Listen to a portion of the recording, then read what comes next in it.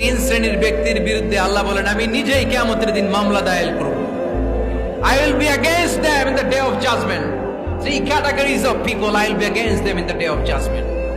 তিন শ্রেণীর লোক কিয়ামতের দিন তারা ছাড় পাবে না।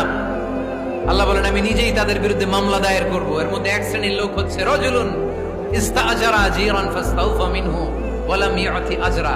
একজন শ্রমিক ভাড়া করে তার কাছ থেকে কাজ নিয়েছে কিন্তু তার পারিশ্রমিক আদায় করে নাই। এরকম আছে না নাই? দাপট দেখায় ইউনিভার্সিটির ক্যান্টিন গুলোতে, ইউনিভার্সিটির ক্যান্টিনে যে খায় মাগার বিল দেয় না, এরকম টাকায় দাসরা নাই। চায়ের দোকানে চা খায় আগে পরে দিমু বিল দেয় না, আছে না নাই? দোকানে যে পণ্য কিনে বিল দেয় না পরে দিমু, আছে না নাই? কিয়ামতের দিন আল্লাহ তোরে মাস্তানি ছুটাবে, চিল্লা এখন ঠিক কিনা? আনা খাসমুহুম, আমি নিজেই তাদের বিরুদ্ধে মামলা দায়ের করব। কথাটা কার? এজন্য বিশ্বনবী বললেন খবরদার, মেহনতি মানুষ, খেটে খাওয়া মানুষ, এদের দোয়া কবুল হয়ে যায়।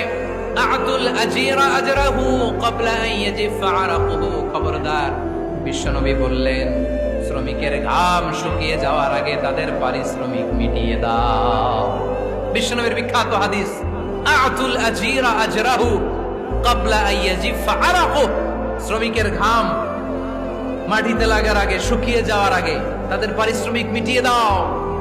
কেননা তারা যদি বদদোয়া করে তোমার জীবনকে জাহান্নাম বানিয়ে দিবে কে?